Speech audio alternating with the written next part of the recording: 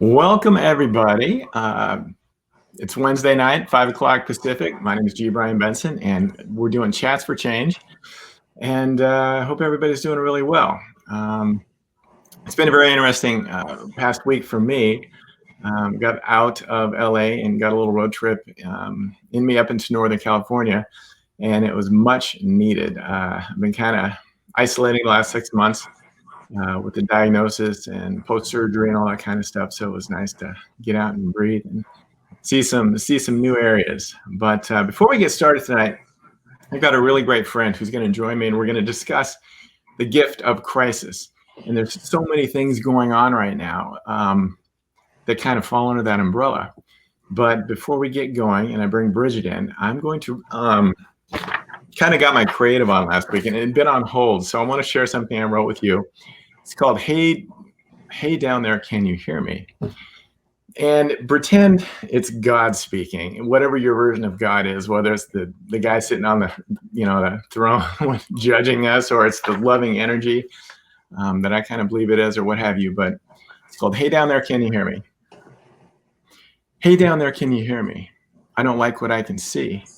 That's not what I was thinking when I designed this place to be. So many people being greedy, so many people full of hate. But I have faith that you can change it before it really is too late. Blind division is not the answer, leaves you fearful and in doubt. Find the ground that makes you common. See what life is all about. You all want to be acknowledged and love your families and your kids. You're not so different, can't you see that? So calm the water, lift the lid. There's enough for all, I promise. I made sure right from the start. Start sharing what is down there and begin to listen with your heart. You're all drops from the same ocean, sent down to love and coexist. Please hear me when I say this. It's not too late to get this fixed. It's like holding up a mirror when you look at someone else. It doesn't matter what they look like. You're still looking at yourself. Go beyond your template. Walk a mile in their shoes. Just treat each other equal. There is nothing left to bruise. Please set aside your ego and just set aside your fears. Before you judge another, please let the air be clear. Your lives will be much better, learning how to live as one, moving forward all together, waking to the morning sun. Hey down there, can you hear me? I don't like what I can see. That's not what I was thinking when I designed this place to be. So there you have it. I knew it. I knew it would be great. Thank you. Yeah, I just did that. So without further ado. That's perfect, Brian. Thank you, Bridgette.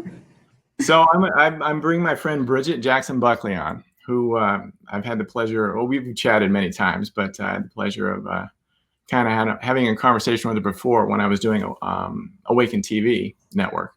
And I thought it should be a lot of fun to bring back on again. And I think our topic's always really, really, important to discuss because, there isn't necessarily the issues that we're dealing with right now going on, but there's always something going on, whether it's in our own personal lives or something kind of nationally or even worldly, you know what I mean, in the forms of crisis. But welcome, Bridgette. Thank you. You're welcome. Yeah.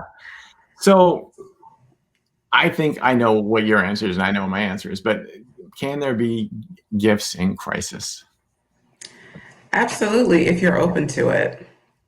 If you're open to it, and there's no right or wrong way to do crisis because you just are where you are. Yeah. We are where we are. And when we're open to finding something or possibly seeing a gift inherent in our most difficult circumstances, then you will see it. But until then, you may not. You may be primarily focused on the pain, the difficulty, the hardship of the crisis. But then when something kind of cracks, if you will, that's a different space, that's an opening, and then you might be able to see something from a different perspective, that opens you up to ask, okay, well, maybe there's more to this than I can see from where I am. Maybe there's more here. Yeah. No, that's great. How did what prompted you to take a closer look at crisis and the gifts that come from it? Well, several things. It wasn't one thing, although in the book it seems like the book is written around like one major thing, like my husband almost having a stroke, and he was 33 years old, and also us losing the house. Those were the big catalysts. But of course, when you're going through financial difficulties or hardship, there's a lot of little things on that journey. Just the daily bills, the frustration in the marriage, the tension in the marriage, how you'll make ends meet, what we going to do, all of these things prompted me. I mean, it went on for a while. Like I was kind of in that poor me victim mentality. Something is happening to me. I am probably being punished for something from a previous life. I mean, I was just all over the place. Like, what is going on here? So I sat in that for a while, and finally, I do write about it in the book. I remember one day sitting on the couch watching Oprah, and like she was interviewing Elizabeth Gilbert, and I looked at Elizabeth Gilbert, and it was at the time that she had just wrote Eat, Pray, Love, and she came back. I think it was from Thailand, and she just looked so happy. She had so much light in her eyes. It wasn't so much everything that she was saying, but the light in her eyes. And I remember laying on the couch just in this poor me slump thinking, Mm. I have not had that type of light in my eyes in a really long time. Even though I had these three beautiful children around me, I just didn't feel inspired. So it was kind of during that time that things started to change, because I wanted to connect with that loving, light feel, inspiring feeling. And I remember one day just kind of walking around the house, literally just saying out loud, like, I just want to feel inspired. I just want to feel inspired, because we were dealing with so much hardship. My life felt like just one gigantic experience of drudgery. Yeah. So, yeah, so it was that time. Mm. There's so many different ways that we can be inspired and feel inspired. I mean, I was just telling you before we went live, the last 5 or 6 months, as many of you know, I was dealing with a prostate cancer diagnosis, and I had to kind of was on hold a little bit as far as waiting to when surgery was going to happen because of the virus, and then I had surgery, and I've just been kind of healing from that, and I'm doing really, really well. But I was kind of on hold there for a bit, and it's been a very interesting time for me. And so I mean, there's been so many blessings from my experience that, there's just too numerous to list, but it's made me appreciate life even more. Not that I felt like I was going to die from it or anything like that. It's just gave me this greater just appreciation for life, but it taught me how to be a better receiver, because I'm a giver. And that's a very valuable lesson if we want things to be in flow and in balance. And what it's like when you overgive. Just we're tired, we're uninspired. I'm not saying that's what, you know what I mean, but you're cut empty. So I was just feeling like I need to take a road trip, and I had a friend kindly offer to let me hang out at their place. And so I've been up in Northern California for the last 5 or 6 days, and just getting out of my studio apartment in LA, and just kind of the closed feeling that I've been feeling, I've been fine. I've been in a good headspace, but just it was nice to get out and see some things with new eyes, and just feel a little more expansive, just to kind of get that momentum flowing and get back into that place that I was before, but even in a better place than I was before the diagnosis. So in a lot of ways, crisis can be a blessing in disguise.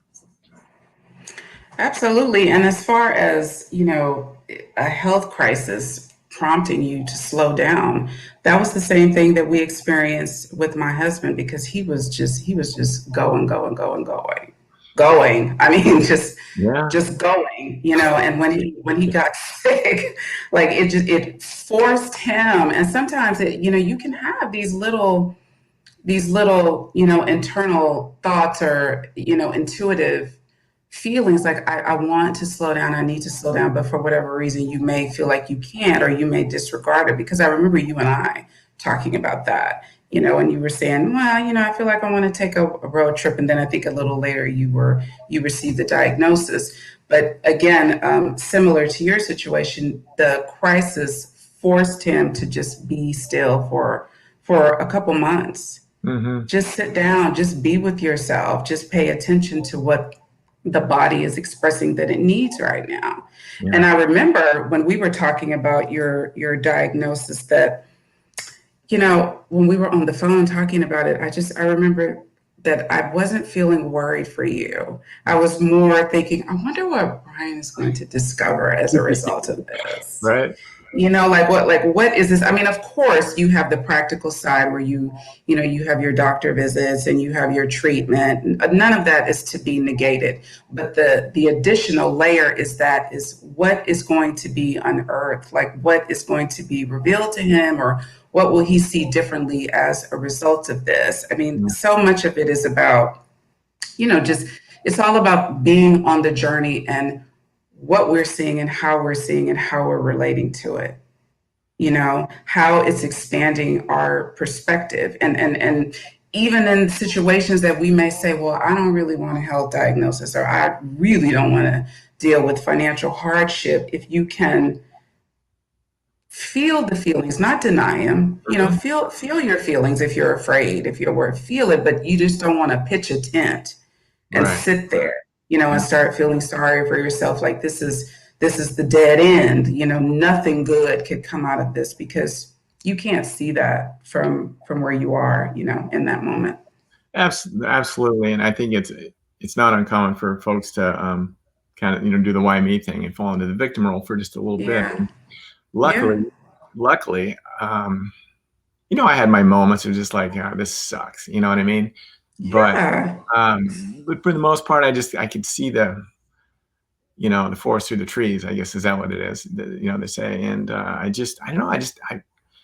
I can't explain it. It shoved me through this like doorway of being like starting to step into the optimal version of myself. And because just of that feeling I had, I just knew it was going to be all right. And,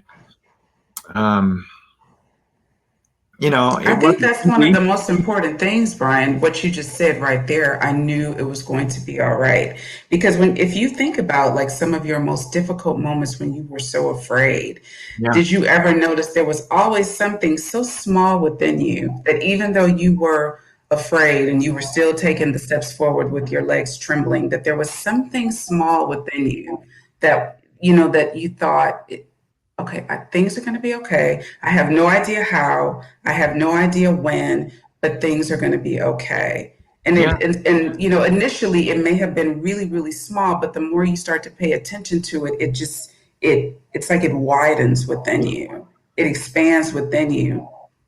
Yes. And I think something else that helped me was to be proactive in taking care of myself. I switched my diet even more. I was a pretty healthy eater before that, but I went and did 3 weeks at a raw food detox place. And I just wanted to get my body as healthy as possible before I went into surgery. And I've been feeling kind of intuitively like I wanted to head that direction prior to that. Anyways, and all of a sudden, asking you shall receive, I didn't want it in the form of a diagnosis of prostate cancer, but yet I went and did that, a couple weeks after my diagnosis. And I just felt so good and cleansed and just healthy eating that way and having gone through that program. And I hadn't really tested myself for a while either. So that was kind of nice too. Like when I was in my younger adventurous days, when I did triathlons and I rode my bike across the country and did some other silly things like that, fun things.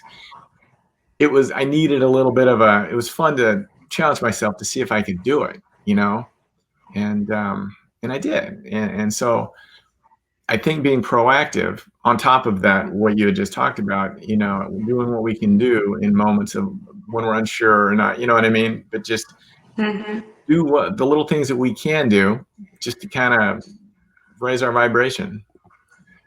But what you just said, like when you describe it as being proactive, and I also hear when you said that you already thought that you had a pretty healthy diet, but the diagnosis prompted you to make some modifications and changes to make it even better. Yeah. And in my mind, that is exactly what this is all about. You know, like when you have a spiritual practice or when you recognize that there's a bigger picture at play here, there's something deeply meaningful about this experience that we're having. It's always about like more expansion, more becoming, not to get, not to fill in the labels, but just a deeper knowing of yourself, a deeper, expansive knowing with yourself, so you have a deeper relationship with creation.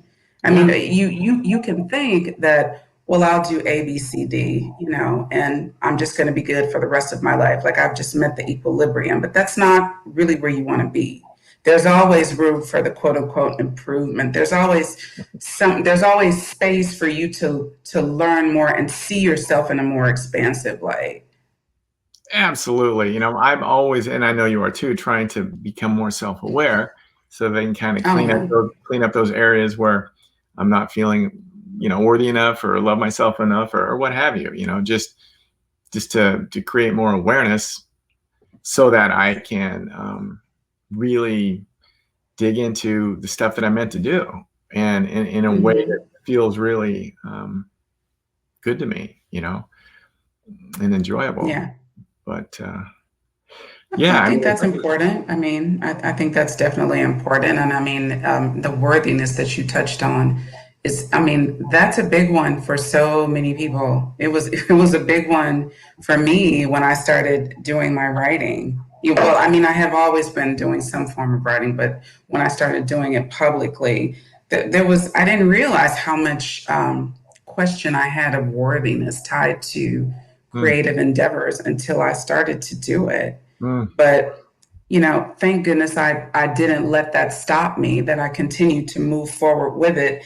And the only thing that changed around the questioning of worthiness was not validation from someone else saying, Bridgette, this is good. It was my thoughts about myself. Yeah.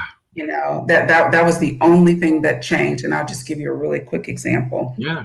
Several years ago when I was doing a lot of writing and actually, it was my first one. I was going to say when I was doing some collaborative work with OWN, but it was my first event when I did writing for Oprah's Super Soul Sessions. Yeah. And, they invited like people to come and write about it.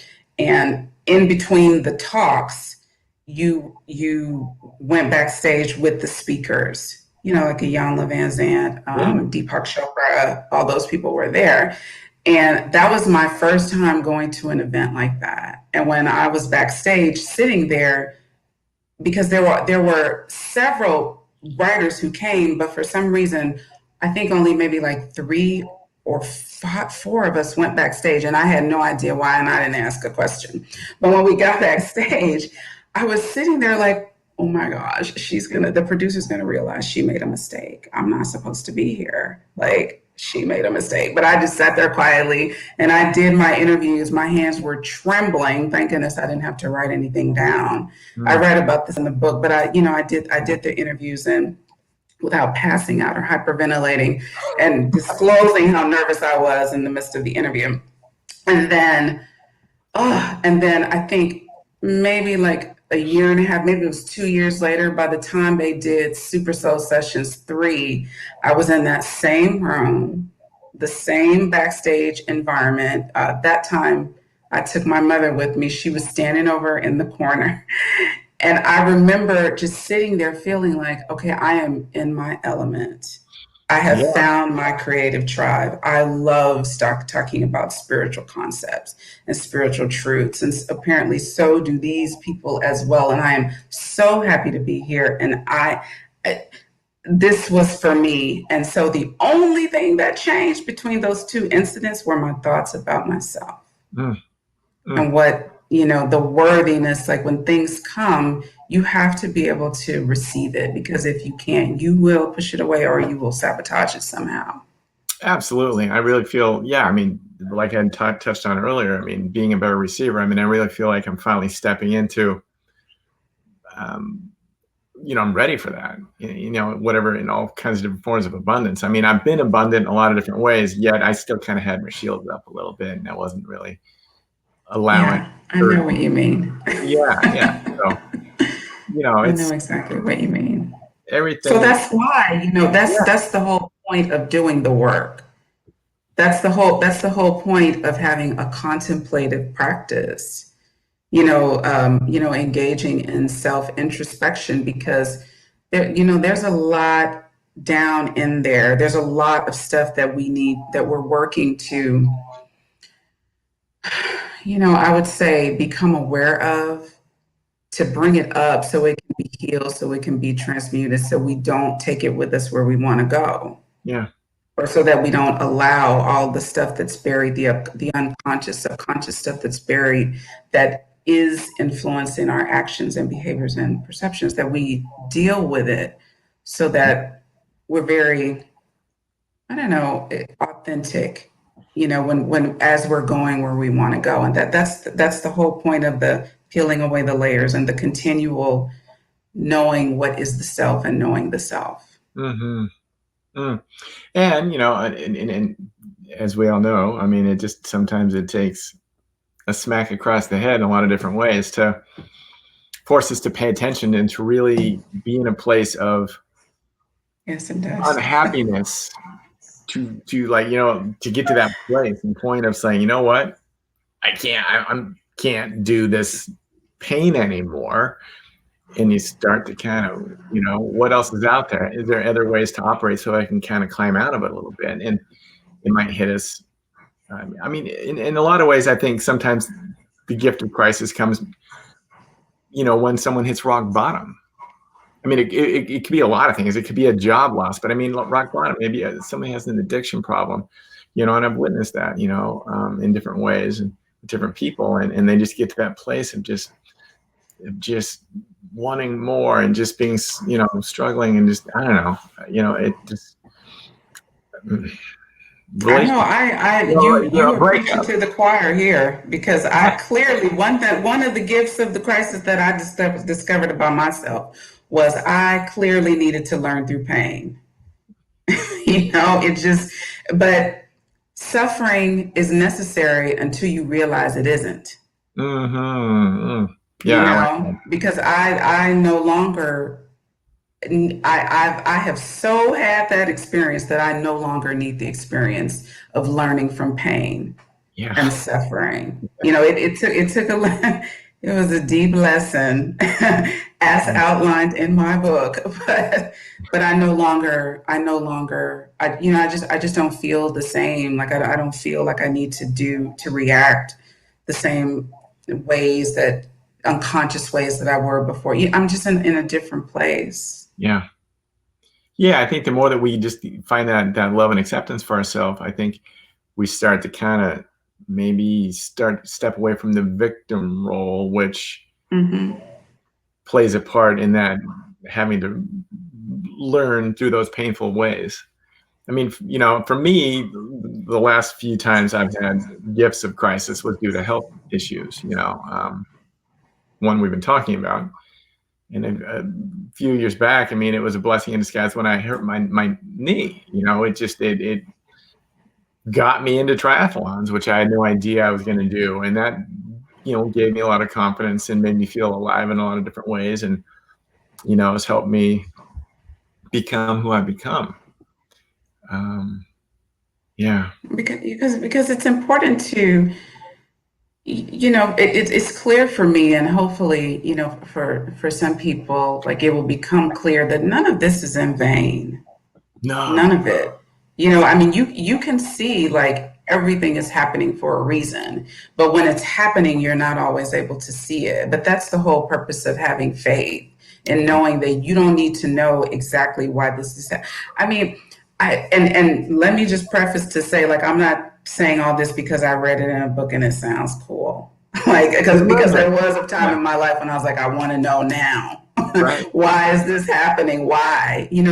But now I'm a bit more relaxed with it. Like, I know that at the perfect time, the reason why something happened, why that person showed up, why I had such a strong feeling about something, it will be revealed to me, and I will instantly know what it's connected to. So I can relax. I mean, you're a human being with a personality, and sometimes you're like, yeah, it'd be cool if I knew, or oh, I hope it doesn't turn out that way. But the point of it all is that you're not so deep in those, you're not so rigid and in your perspectives about things. Like there's a looseness because you know that all is well, that all will be well.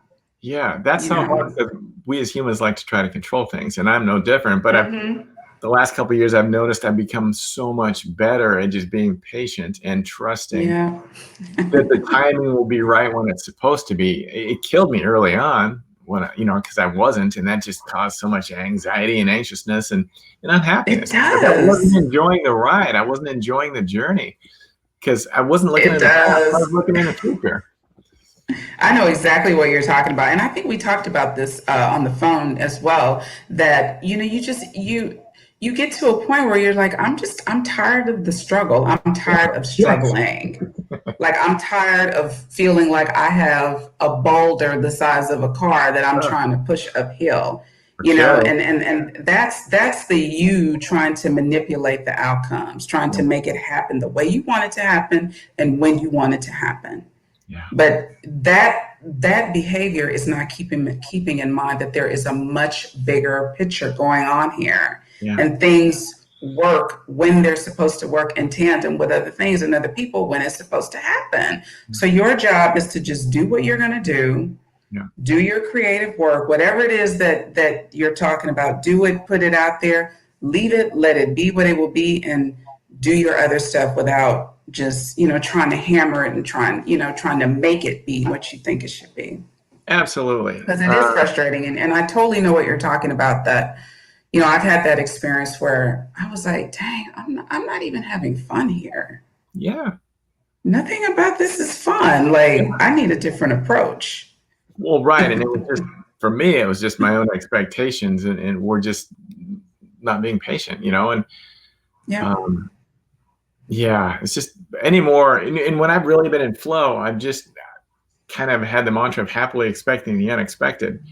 And so I really try to live that way. And we ebb and flow in and out of being in balance, and those times when I do aren't quite sure what's next would have used to really bother me, but now, like you just mentioned, I just try to do my routine, which is positive, to stay in balance, get my exercise in, do things that they're going to keep me in flow and ready to take advantage of opportunities when they come, and just do that until I get more intuitive guidance, because sometimes it doesn't always come in. And when I was in that holding pattern during my diagnosis and surgery, I wasn't getting a lot of intuitive hits just because I felt like Spirit was telling me, just take care of yourself right now. Just do what you need to do to stay healthy and rest and just heal.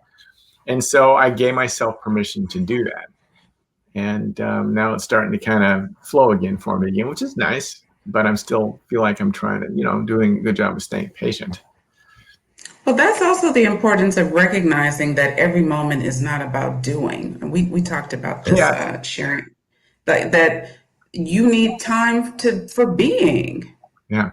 And as you are more in touch with yourself and being at the time when it is right, the being will inform the doing. Yeah. You will know what to do and when to do, but it's just releasing your death grip on the hammer. Yes. Our only job is to take care of ourselves, become more self-aware, and love ourselves, and then just be ready. Yeah, Right. just be open. So I understand that, when, like, if I finished a project or something and I'm wondering, what's next? Well, I do have a perpetual, I guess I could describe it. I feel like I have a perpetual question that is always lingering with me, and it really is, what is needed and wanted of me? Like, what is wanting to come through me and express itself creatively as me in whatever form I choose to express it, be it writing, speaking, whatever. But what is the highest action that is needed and wanted right now? And in that question, I absolutely know that I will know what is the next step for me to do. Yeah. and that I can be a bit more patient. It's not about running, the rat race, like feeling like I'm on a hamster wheel. Been there, done that.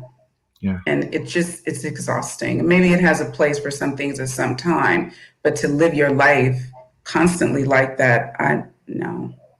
No, I've learned that one No, too. I'm not interested in that anymore. Me neither. I think my straw that broke the camel's back, and I've shared this before, is like when I did my first kids book a few years back, Steve the Alien, and I worked really hard on that in a lot of different ways. I mean, putting it together, number one, but also just creating a little bit of a launch for it. And it hit number one in its category, which was my goal, but I found that I was depressed for like the next 2 weeks. And I don't know, I said, you know what, if it's going to continue to be like this, I'm not happy. I don't want to do it anymore.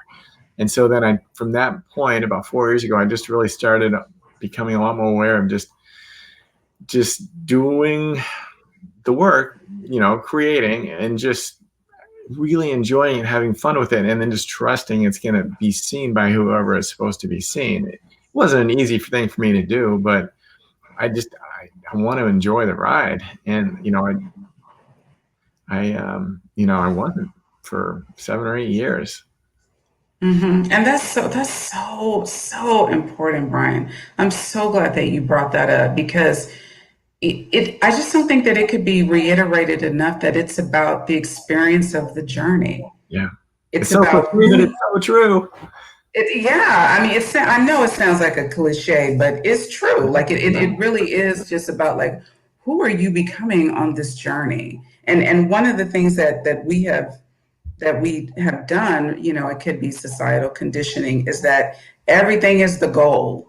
Like, okay, I'm gonna sell 100 copies. I'm going to buy the house. I'm going to get the car, and then I'm going to feel so much is attached to that. And then, when it happens and you're not, it's almost like air coming out of a balloon because it's so short lived, that it's really important to enjoy the experience as much as you can.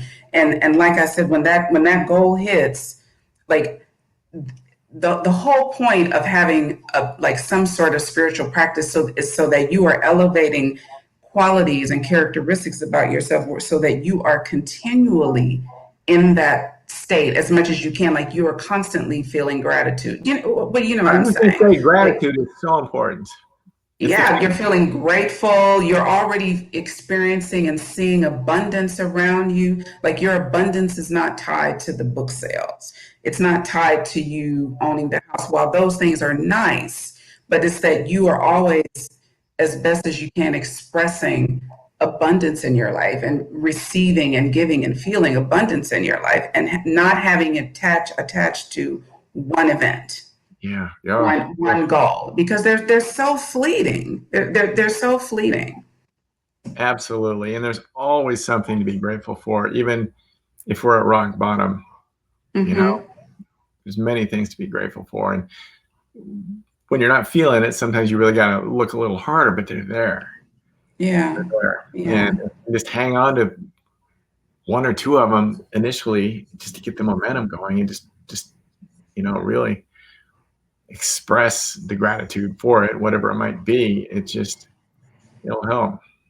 And it really doesn't even have to be anything big. It could just be something, I have a gratitude journal, I've said several times. And, some days I get up in the morning and I'm just so grateful that we are so comfortable.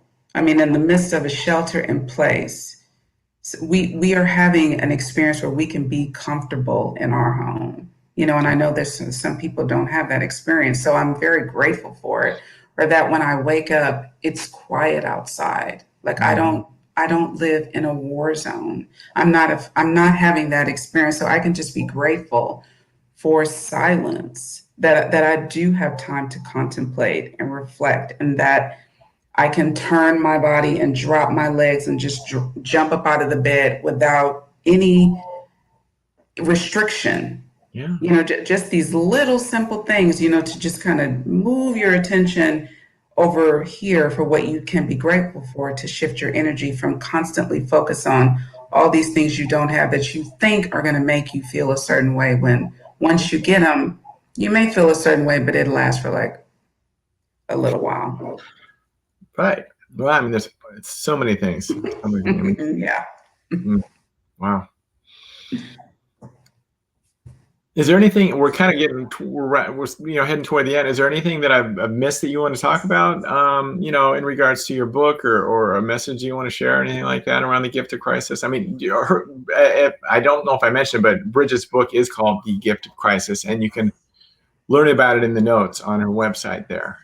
Mm-hmm. Yeah. Yeah, no, I think we touched on, a lot of different things. There's a lot in the book, so, obviously we're not going to, but I like the idea. I like the idea of what you're doing here with just chats for change, because sometimes when people think about change, it can feel like something really big.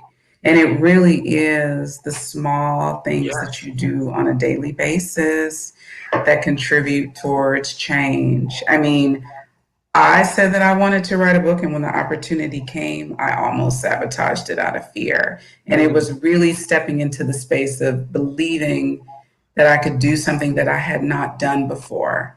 And the habit for success, to pay homage to your book, of what I had to do is I had to sit at that computer every day and sit down and write something and, keep myself open enough for the messages to come through that wanted to be revealed in the book. And just that experience of doing something that I never have done before was a great way to cultivate change in my life, because it was the perfect demonstration, orchestrated by my hand, that I can create what I want. I can do things that I want to do.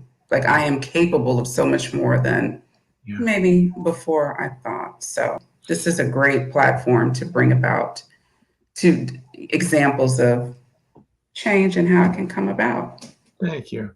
Yeah, and it really is, like you made a great point. It's not the big things. It's a whole bunch of little small things to build and strengthen our foundations so that we can have, firm ground to stand upon. And it's just, if we have something big happen without that foundation, it's not going to be sustainable, or we're not going to be able to handle it. So it's just Exactly. a bunch of little things solidifying, solidifying our journey. Wonderful. Well, I love our conversations, Brian. I love chatting with you. I always feel like they flow so nicely, like just two old friends chatting. That's what it is. Thank you. And I feel the same way. I appreciate that. Yeah. Thank you, everybody, for joining in. Whether you're watching on the video or on the podcast, go to the notes. You can learn more about Bridgette and her work, and you can also learn more about me. There's some links and websites there. And don't forget, if you're not part of my little new group I just formed on Facebook, look at the notes there. There's a link to go to that. It's called Be Yourself to Free Yourself. I'd love to have you join me. And until next time, just, be yourself to free yourself. And we'll do it again next week. Thank you. Thank you.